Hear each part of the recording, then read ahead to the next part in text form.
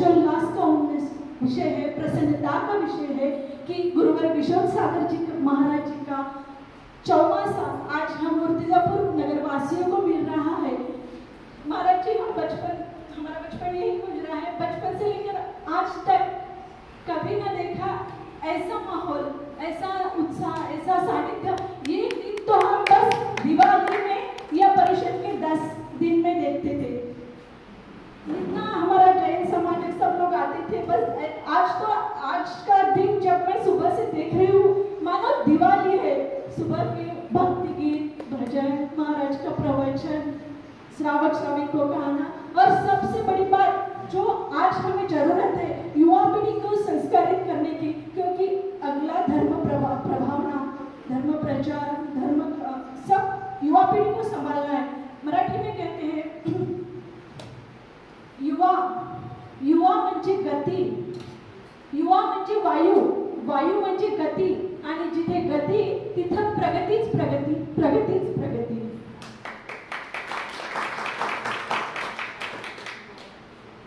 श्रम न करना ये जैसे गुनाह माना जाता है, उसी तरह सामाजिक स्तर पर भी श्रम न करना ये गुनाह ही माना जाना चाहिए। क्योंकि जिस समाज की उंगली पकड़कर हम अपने आयु की वाचा करते हैं, उस समाज को अपने पैर पर खड़े होने जाने के बाद भूल जाना ये ठीक नहीं है। और समाज के इसी रूल से उतराई होने के लिए हमें अल्पसा और छोटा सा होना कुछ प्रयत्न करना जरूरी है। जो आज की यहाँ युवा पीढ़ी, आज के श्रावक श्राविका तन मन धन से कर रहे हैं, ये बहुत प्रशंसनीय, गौरवनीय और उल्लेखनीय बात है। कहते हैं हर सुबह ईश्वर सबको समान ऊर्जा देता है। मानो हर एक श्रावक श्राविका, युवक युवती को 100% युवा देता है। अगर ये ऊर्जा 100% 10% ऊर्जा हम धर्मदान में लगाए, कुछ अच्छे कार्य में लगाए, भूखी को भोजन खिलाए, युवा को पढ़ाए, बच्चों की पढ़ाई पर ध्यान दे, धर्म प्रभाव न करे, तो हमारी यह ऊर्जा अच्छे काम में लग गई जो आज लग रही है। और यही ऊर्जा कुछ लोग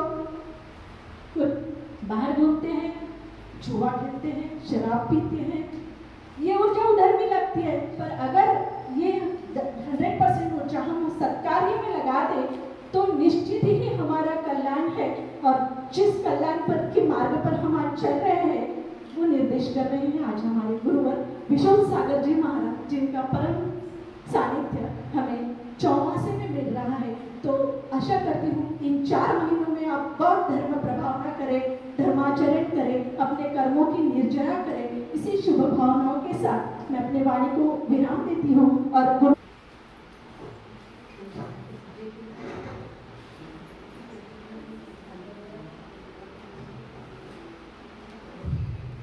ओम नमः सिद्धेभ्यः, ओम नमः सिद्धेभ्यः, ओम नमः सिद्धेभ्यः। ओंकारं बिंदु संयुक्तं नित्यं ध्यायन्ति योगिनः, कामदं मोक्षदं च ओंकाराय नमो नमः। अविरल शब्दगणोगा प्रक्षालित सकलमलभूतकलङ्कः, मुनिविरूपासि तीर्था सरस्वती हरतु दुरितम्। अज्ञानं तिमिरान्धानां ज्ञानाञ्जनशलाकया चक्षुरुन्मीलितं येन तस्मै श्रीगुरुवे नमः। श्रीपरमगुरुवे नमः। परम्पराचार्य गुरुभ्यो नमः। सकलकलुषविध्वंसकं श्रेयसां परिवर्धकं धर्मसम्बन्धकं भव्यजीवमन प्रतिबोधकरं शास्त्रं श्री रत्नकरण्डश्रावकाचार्यनामधेयम्। अस्य मूलग्रन्थकर्तारा श्री सर्वज्ञदेवाः, सूत्रग्रन्थकर्तारा श्री गणधरदेवाः, श्री शास्त्रोनुसारमासादि आचार्य प्रवर श्री समन्तभद्राचार्य देवचितं शास्त्रं श्रोतार्य सावधानतया शृण्वन्तु। मंगलम भगवान वीरो, मंगलम गौतमो गणी, मंगलम कुंद कुंदार्यो, जैन धर्मोस्तु मंगलम। सर्वमंगल मांगल्यम सर्वकल्याणकारकम, प्रधानम सर्वधर्माणां जैनम जयतु शासनम, जैनम जयतु शासनम। नमः श्रीवर्धमानाय निर्धूत कलिलात्मने सालोकाणां त्रिलोकाणां यद विद्या दर्पणायते। देवादिदेव प्रथम तीर्थंकर श्री आदिनाथ भगवान की, वर्तमान शासन नायक श्री महावीर भगवान की, संत शिरोमणि आचार्य भगवान गुरुदेव विद्यासागर जी महाराज की, परम पूज्य आचार्य श्री आर्जव सागर जी महाराज की जय।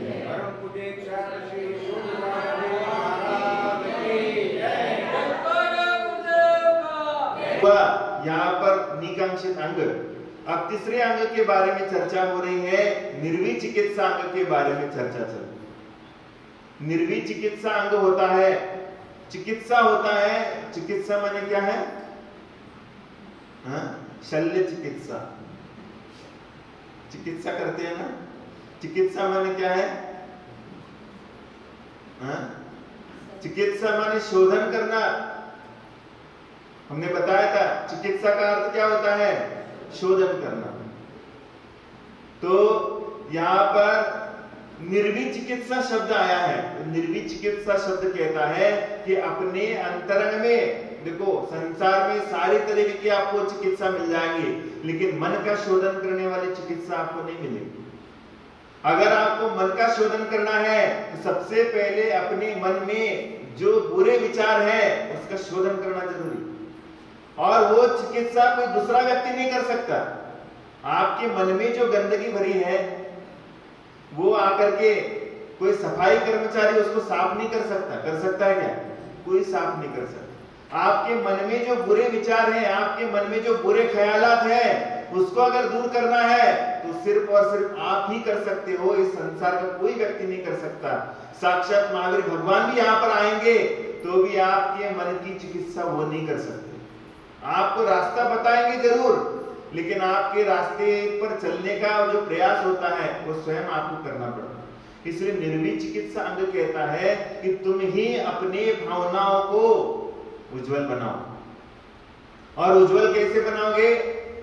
तो जब आप कुछ सुनोगे, आप कुछ किसी का सानिध्य प्राप्त करोगे, तब जाकर के आपके मन में अंतरंग में शुद्धि का वातावरण पैदा हो जाएगा। अंतरंग में क्या हो जाएगा? विशुद्धि की भावनाएं बढ़ती हुई जाएंगी, आपका मन शोधन होता हुआ जाएगा। तो ये निर्वी चिकित्सा अंग में प्रसिद्ध हुए एक राजा जिनका नाम था उद्यायन। उद्यायन नाम के राजा इस अंग में प्रसिद्ध हुए। तो क्या हुआ कि निर्वी चिकित्सा क्या होती है? तो सब बताते हैं कि जैसे अपन रास्ते में जाते हैं तो रास्ते में गंदगी पड़ी होती है, तो रास्ते में गंदगी पड़ने के बावजूद भी उसके लिए पर ग्लानि के भाव नहीं करना है। ये निर्वी चिकित्सा माने वस्तु का जैसा स्वभाव है उसी स्वभाव को ग्रहण करने का नाम निर्वी चिकित्सा है। जैसे किसी का शरीर सड़ भी गया तो सड़ने के बाद भी उसमें बदबू आना स्वाभाविक है। कोई भी आदमी है, चाहे कितना भी व्यक्ति कार्य करने वाला हो, कितना भी बड़ा व्यक्ति क्यों ना हो, अगर उसका प्राण तो हो गया, उसके प्राण निकल गए, तो उसकी जो शरीर होता है, उसकी जो बॉडी होती है, वो क्या हो जाती है? वो सड़ जाती है। वो सड़ने के बाद उसमें बदबू आती है, लेकिन बदबू आने के बाद भी उसमें कोई भी किसी भी तरीके का क्या नहीं करना है? ग्लानि नहीं करना। ये निर्वी चिकित्सा है। और उसके बाद यहाँ पर बताते हैं कि जो रत्नत्रय के धारी मुनिराज होते हैं, रत्नत्रय के धारी मुनिराज तो साक्षात भगवान की प्रतिमूर्ति हुआ करती। भगवान को देखो और इन गुरुओं को देखो। इन गुरुओं का जीवन भी पूरा का पूरा अहिंसा के लिए समर्पित होता है। और ऐसे रत्नत्रय धारी मुनिराज के शरीर को देख करके ग्लानि नहीं करना। उनके शरीर में कोई जख्म हो गई, कोई व्रण आ गया, कोई फोड़ा हो गया, या फिर क्या है कोई बीमारी आ गई, महाराज जी नहाते नहीं है, तो नहाते नहीं है तो उनके शरीर को देख करके ग्लानि नहीं करना। ये भी क्या निर्वी चिकित्सा अंग क्या है? मतलब जो रत्नत्रय धारी लोग हैं, इन रत्नत्रय के उपासक लोगों के द्वारा इनको देखते अपने अंदर क्या होना चाहिए? गुणों का विकास होना चाहिए, प्रमोद होना चाहिए। इनको देखते ही क्या होना चाहिए? उल्लास पैदा होना चाहिए। लेकिन इनको देख करके अपने मन में ग्लानि आ जाए। कई लोग ग्लानि करते हैं। एक बार हम दतिया में थे, दतिया में हम लोगों का विहार चल रहा था।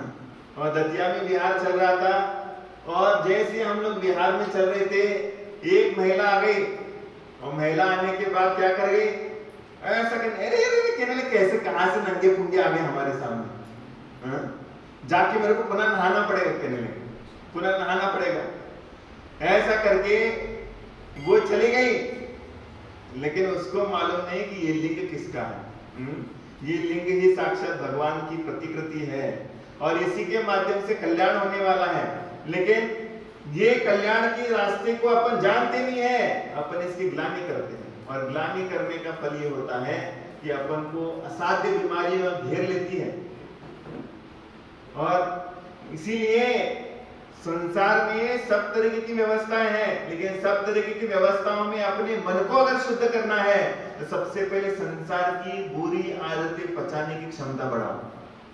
अगर आपको अच्छा होना है, अब आप सोचते होंगे मोक्ष स्वर्ग से क्यों नहीं है, देवता लोग मोक्ष जा सकते क्या? देवता लोग मोक्ष प्राप्त कर सकते हैं? नहीं। नारकी लोग भी प्राप्त कर सकते हैं क्या? नारकी लोग भी प्राप्त नहीं कर सकते। लेकिन मोक्ष प्राप्त करने के लिए आपको यहाँ पर ही आना पड़ेगा, मनुष्य पर्याय में आना पड़ेगा। और मनुष्य पर्याय में आना क्यों है? क्योंकि यहाँ पर अच्छाई भी है, बुराई भी है। यहाँ पर अच्छाई भी मिलती है, बुराई भी मिलती है। स्वर्ग में जाओगे तो स्वर्ग में अच्छाई मिलेगी, बुराई कम मिलेगी। नरक में जाओगे, नरक में बुराई मिलेगी आपको, अच्छाई देखने के लिए नहीं मिलेगी, आपको देखने के लिए भी नहीं मिलेगी। और तिर्यंच गति में जाओगे तो तिर्यंच गति में उसको बुद्धि नहीं रहती है कि क्या अच्छा है और क्या बुरा है, क्या अच्छा है और क्या बुरा है यही मालूम नहीं रहता। इसलिए तिर्यंच में अज्ञान ज्यादा होता है, इसलिए तिर्यंच गति में भी अपन मोक्ष को प्राप्त नहीं कर सकते। लेकिन मनुष्य गति में अपन मोक्ष प्राप्त करते हैं। क्यों प्राप्त करते हैं? क्योंकि मनुष्य में अच्छाई भी होती है, बुराई भी होती है, और वो सही और गलत का क्या करता है? निर्णय कर सकता है। इसलिए सही और गलत का निर्णय करने वाला मनुष्य होता है। और ये मनुष्य क्या करता है? सही गलत का निर्णय करने के कारण वो इन चारों गतियों में सबसे ऊंचा माना जाता है, सर्वश्रेष्ठ माना जाता है। तो इस प्रकार के कई लोग होते हैं जिनकी परीक्षाएं होती हैं। आप लोग सोचते होंगे कि संसार में जो बुरे लोग होते हैं उनकी कोई परीक्षा नहीं करता, लेकिन अच्छे लोगों की परीक्षा होती है। आप लोग पढ़ाई भी करते हो तो पढ़ाई करने के बाद आपको एग्जाम देनी पड़ती है, देनी पड़ती है कि नहीं? हर व्यक्ति पढ़ाई करता है और पढ़ाई करने के बाद एग्जाम देता कि नहीं देता? ऐसा कोई व्यक्ति है कि नहीं देता एग्जाम? सभी को एग्जाम देनी पड़ती है। अगर आप परीक्षा में नहीं बैठोगे तो आपको सर्टिफिकेट नहीं मिलने वाला। आज तक कोई ऐसा व्यक्ति का सर्टिफिकेट मिलता? अब आजकल के 2 नंबर के काम आए हैं, वो बात अलग है। क्या प्रोफेसर, आज वो स्टूडेंट्स बैठता भी नहीं है परीक्षा में और उसको सर्टिफिकेट थमा दिया जाता है, लेकिन वो प्रामाणिक नहीं होता है। वो प्रामाणिक नहीं होता है। कभी कभार किसी के नजर में वो बात आ जाती है और उसको सबके सामने क्या करना पड़ता है? कबूलीनामा देना पड़ता है कि मैंने जो किया वो गलत किया।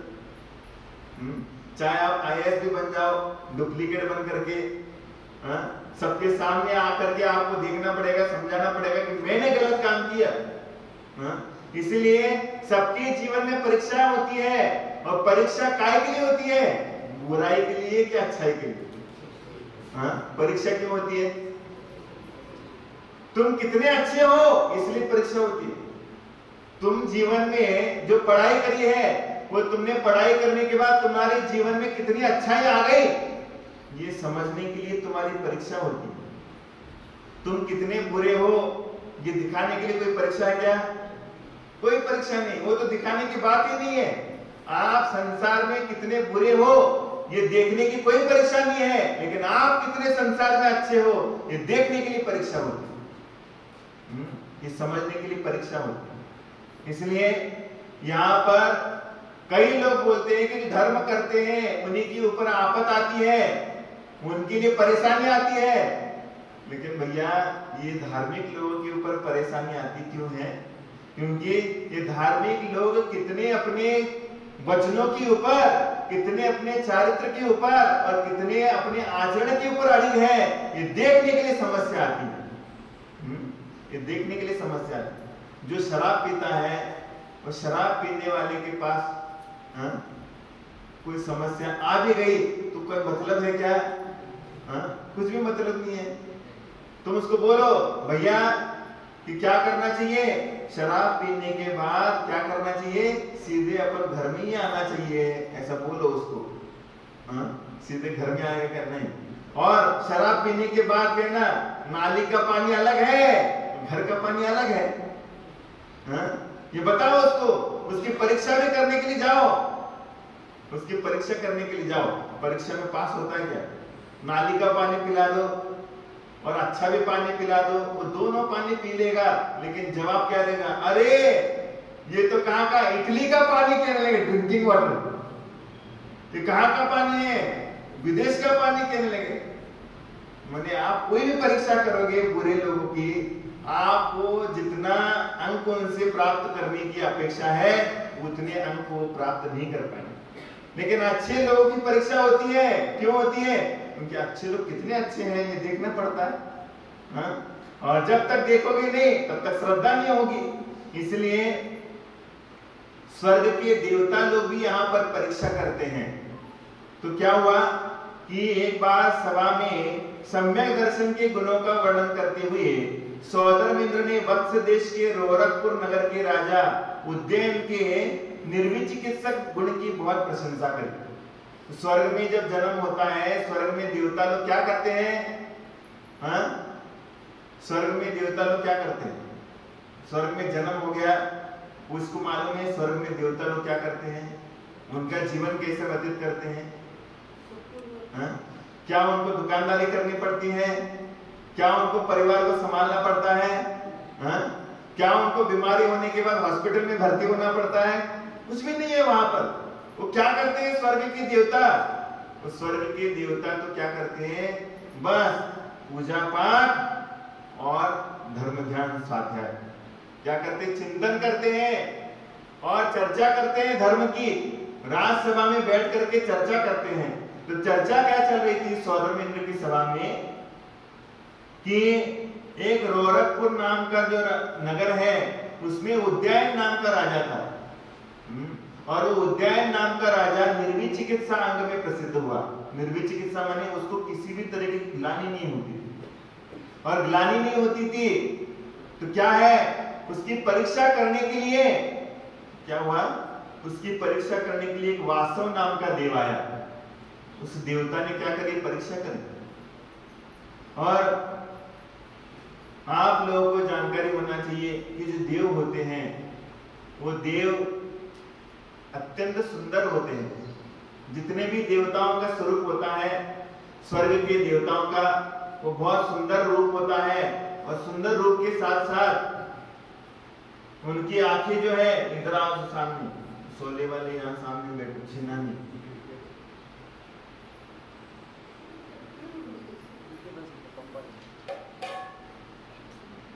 जितने भी स्वर्ग के देवता होते हैं उनके बाल नहीं होते हैं और आंखें मिचती नहीं है।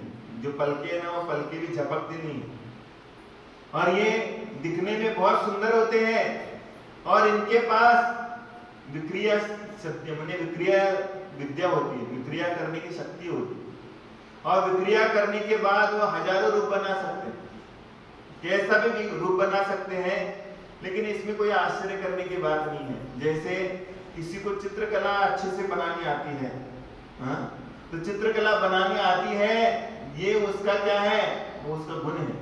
और वो गुण तुम्हारे भी अंदर है लेकिन तुम्हारा विकसित नहीं हुआ है और उसका गुण वो विकसित हो चुका है। वैसे स्वर्ग के देवताओं के अंदर जो है वो गुण विकसित हो गया कि उनके पास वो अनेक रूप बनाने की क्या हो गई, विक्रिया क्या हो गई, सिद्ध हो गई। जैसे स्वर्ग में जाता है तो वो अनेक प्रकार के रूप बना सकता है। तो वहां पर वो प्रशंसा भी करने के लिए आ सकता है और आपकी परीक्षा लेने के लिए भी आ सकता है, आपकी पूजा करने के लिए भी आ सकता है।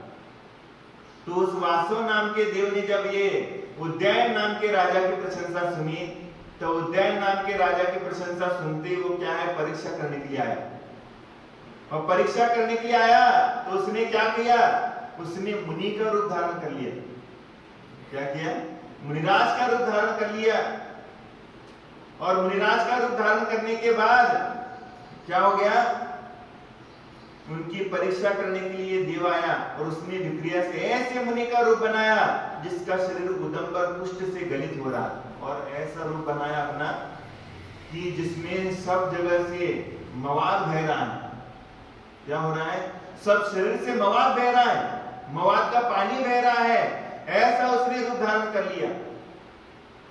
और उसमें बहुत सारी बदबू आ रही शरीर से, शरीर से बदबू आ रही है, ऐसा रूप उसने धारण किया। और रूप धारण करके उस मुनि ने विधि पूर्वक क्या कर दिया, वो आहार चर्या के लिए निकले। वो देवता ने क्या कर लिया, मुनिराज का रूप धारण कर लिया। ऐसा रूप धारण कर लिया कि यहाँ के आसपास में पूरी बदबू मार रही थी शरीर की, और पूरे शरीर से क्या हो रहा था, मवाद बह रहा था, जिसको बोलते कोढ़। कोढ़ रोग, कुष्ठ रोगी बोलते हैं, ये रोग हुआ।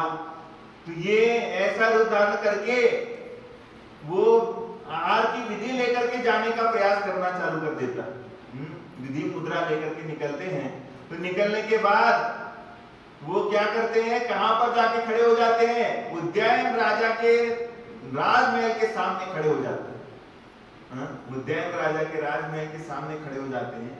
तो वहां पर जैसे खड़े हो जाते हैं तो वो उद्यान राजा कहता है कि मेरा सौभाग्य हो भाग्य, मुनिराज मेरे द्वार पे आए हैं। वो जल्दी से फटाक से क्या करता है, पड़गान करने के लिए धोती पहन करके आ जाता है, और धोती पहन करके वहां मुनिराज को पड़गान करता है। पहले के लोगों को धोती पहनने की आवश्यकता नहीं थी, क्योंकि धोती में रहते थे, उनकी पहनने और साफ सुथरे वस्त्र रहते थे। पहले के लोग छुआछूत से बहुत परहेज रखते थे। आप लोगों की जानकारी होना चाहिए, पहले के लोग छुआछूत बहुत पालन करते थे।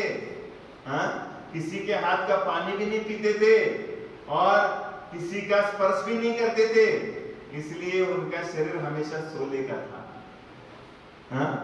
आप लोगों को जानकारी है कि नहीं? लेकिन आज ये नहीं पाया जाता, लेकिन पहले के लोग बहुत शुद्धि का पालन करते थे। अगर जहां पर चौका है, जहां पर रसोई घर है, तो रसोई घर में कोई भी आदमी प्रवेश नहीं कर सकता था। इसमें इतना सोला पालते थे पहले के लोग, तो ये पालन करते थे, इसलिए उनको सोले के लिए कुछ बताने की आवश्यकता नहीं पड़ती थी, क्योंकि उनका स्वाभाविक ही सोला होता था। तो वो राजा, उस राजा ने क्या कर दिया, जैसे मुनिराज को देखा वो सीधे वहां पर मुनिराज के पड़गान करने के लिए आ गया। और पड़गान करने के लिए आया, और समस्त पड़गान करने के बाद मन शुद्धि, वचन शुद्धि, काय शुद्धि, आहार जल शुद्ध है, नवधा भक्ति से मुनिराज आहार देते हैं, आहार ग्रहण कीजिए। तो ऐसा कह करके आप लोग क्या कहते मालूम है, मन शुद्धि, वचन शुद्धि, काय शुद्धि, आहार जल शुद्ध है, नवधा भक्ति पूर्वक आहार करिए महाराज। नवदा भक्ति पूर्वक आहार करिए। मैं करूंगा नवदा भक्ति पूर्वक आहार, तुम नहीं कराओगे, मेरे को करना पड़ेगी तुम्हारी भक्ति। किसको करना चाहिए भक्ति? तुम्हें क्या बोलना चाहिए? मन शुद्धि, वचन शुद्धि, काय शुद्धि, आहार जल शुद्ध है, नवदा भक्ति से आहार देता हूं, आहार ग्रहण करिए महाराज, ये बोलना चाहिए। तुम क्या करते हो? नवदा भक्ति से आहार ग्रहण करिए महाराज। कभी कभी यज्ञ लोगों के ऊपर हंसी आती, कई और क्या कहते, मुद्रा क्या करिए, छोड़िए, और क्या करते, मुद्रा छोड़िए, अंजलि बांधिए। कई लोग कहते अंजलि छोड़िए, मुद्रा बांधिए। क्या कहते हैं? कई लोग उल्टा बोलते हैं, महाराज अंजलि छोड़िए, कहते जाओ केवल बात, बहुत हो गया तुम्हारा। और अंजलि छोड़िए, मुद्रा बांधिए और खड़े रहिए महाराज, ऐसा कहते हैं। तो आपको बस इतना कहना है, मन शुद्धि, वचन शुद्धि, काय शुद्धि, आहार जल शुद्ध है, नवदा भक्ति से आहार देते हैं महाराज, आहार ग्रहण करिए। ये हो गई आपकी नवदा भक्ति। नवदा भक्ति बस बोलने से नहीं होती, करने से भी होती है। सबसे पहले द्वारा प्रक्षण करना चाहिए। द्वारापेक्षण जब करते हैं तो पड़गान विधि होती है। ये क्या बोलते तुम लोग पहले पड़गान में क्या बोलते बोलो? हाँ क्या बोलते हो? गोस्वामी ये स्वामी। मराठी में साधु संत को एक ही प्रयोग होता है, लेकिन एक ही प्रयोग कभी करना नहीं चाहिए। हे स्वामी नमोस्तु नमोस्तु नमोस्तु, अथवा भो शब्द आता है आमंत्रण के लिए। आमंत्रण के लिए भो शब्द का उच्चारण करते हैं। जैसे कोई प्रतिष्ठित व्यक्ति आता है, भो प्रधानमंत्री जी पधारिए, ऐसे महाराज है तो महाराज के लिए भी संस्कृत शब्द है। भो माने बहुत प्रतिष्ठित व्यक्तियों के लिए ये उच्चारित किया जाता है, तो भो शब्द का भी प्रयोग होता है। लेकिन ये स्वामी मान अत्रो अत्रो तिष्ठो तिष्ठो ऐसा नहीं होता। भो स्वामी नमोस्तु नमोस्तु नमोस्तु ये शब्द संस्कृत का है, ये नहीं जम रहा था। हे स्वामी नमोस्तु नमोस्तु नमोस्तु ये होना चाहिए। तो इसके माध्यम से अपन अपनी भक्ति प्रकट करते हैं। पड़गान विधि द्वारापेक्षण हो गया, और द्वारापेक्षण होने के बाद 3 परिक्रमा होती है। 3 परिक्रमा जब लगाते हैं तो पहले सबसे पहले नीचे देखना चाहिए, जहां पर अपन खड़े रहते हो जगह प्लास्टिक होनी चाहिए, नहीं तो किसी के द्वारा थूकी हुई वस्तु है। आजकल क्या है, पिचकारी हर जगह पर सस्ते में मिलना चालू हो गई है। तो सब जगह पर क्या है पिचकारी मिलती, लेकिन तुम लोगों को समझदारी होना चाहिए कि कहां पर अपन को खड़े रहना है, कहां पर अपन को खड़े रह करके पड़गान विधि करना है, ये सब समझदारी करना चाहिए। और फिर पड़गान करने के बाद मुनिराज को शुद्धि बोल करके अंदर ले जाते हैं, अपना पैर धो करके अंदर प्रवेश करना। और वो पैर ऐसा नहीं कि पानी डाल दिया और निकल गए, पैरों को घिसो थोड़ा सा, क्योंकि पैर के अंदर मल लगा हुआ होता है, उसको साफ करना जरूरी रहता है। और आगे पीछे से पैर साफ करके अंदर जाना चाहिए, पानी का कम इस्तेमाल करना चाहिए। और फिर वहां पर थाली दिखाना, पहले उच्चासन बोलना, उच्चासन के बाद पाद प्रक्षालन है, पाद प्रक्षालन के बाद पूजा करना है, पूजा के बाद थाली दिखाना, थाली दिखाने के बाद क्या करना है, शुद्धि बोलना है, शुद्धि बोलने के बाद फिर आहार चर्या चालू होती है। तो ये इस तरीके का विधि उस राजा ने महाराज जी की करी, और महाराज जी ने भी क्या कर दिया, उसकी विधि को समझ करके आहार करना चालू कर दिया। और मुनि ने विधि पूर्वक खड़े होकर उसी राजा उद्यान के हाथ से दिया हुआ समस्त आहार और जल माया से ग्रहण किया। देवता लोग कभी भी आहार जल नहीं खा सकते यहाँ तक। कई लोग क्या करते हैं, देवताओं को शराब चढ़ा लेते हैं, कई लोग क्या करते हैं नमकीन चढ़ा लेते हैं, मोदक चढ़ा लेते हैं। तो ये चढ़ाने के बाद देवता लोग क्या करते हैं, उसको खाते हैं, लेकिन देवता लोग खाते नहीं है। तो देवताओं के पास क्या है कि वो वैकृत शरीर होता है, वैकृत शरीर कभी भी अन्न ग्रहण नहीं करता। तो वो जो देव आया था स्वर्ग का, उसने मायावी रूप धारण किया था, और मायावी रूप धारण किया था तो उसने क्या किया, वो माया के माध्यम से आहार को क्या कर दिया, लेने का प्रयास किया, और माया से ग्रहण किया, और पश्चात अत्यंत दुर्गंधित वमन कर दिया और खा लिया। और खाने के बाद क्या किया, पूरा का पूरा वमन कर दिया, वोमिटिंग कर दिया, उल्टी कर दी पूरे की पूरे भोजन की। कहां पर, उस राजा के शरीर के ऊपर। जो आहार दे रहा था उसी के शरीर के ऊपर उल्टी कर दी उन्हें महाराज ने। और महाराज जी ने ऐसी उल्टी कर दी तो क्या हुआ, दुर्गंध के भय से परिवार में के सब लोग भाग गए।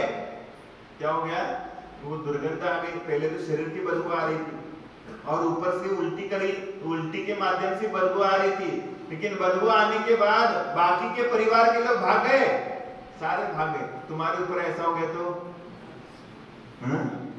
क्या करोगे, सबसे पहले भाग जाओगे। लेकिन वो राजा के ऊपर उल्टी करी महाराज ने, लेकिन महाराज जी ने उल्टी करने के बावजूद सारे भागे, लेकिन राजा नहीं भागा। और राजा और रानी दोनों भी क्या कर रहे थे, क्या सोच रहे, वो दुर्गंध के भय से सारा परिवार भाग गया, परंतु उद्यान राजा एवं अपनी रानी प्रभावती के साथ मुनि की परिचर्या करता रहा। भली वोमिटिंग हो गई, उल्टी हो गई, लेकिन फिर भी वो भागे नहीं है, वहीं पर खड़े रहे और खड़े रह करके मुनिराज की परिचर्या करने लगे। मुनि ने उन दोनों के ऊपर वमन कर दिया। हाय हाय, मेरे द्वारा विरुद्ध आहार दिया गया। और क्या कहा, जब उल्टी होना, पहले तो उल्टी हो गई, लेकिन फिर भी महाराज जी को संभाल लिया। संभालने के बाद फिर एक बार उल्टी करी और वो उल्टी पूरे मुंह पे गिर गई राजा के मुंह पे ऊपर आने के बाद राजा क्या सोच रहा है, हाय हाय, मेरे द्वारा मुनिराज को कोई गलत आहार दिया गया। क्या सोच रहा है, मुनिराज के लिए कोई ना कोई तो गलत आहार दिया गया है, जिसके माध्यम से मुनिराज के लिए आहार की जगह पर उल्टी करना पड़ रहा है। इसलिए वो अपने आप को कोस रहा है, और जब अपने आप को कोस रहा है, इस प्रकार अपनी निंदा करते हुए राजा ने मुनि का प्रक्षालन किया।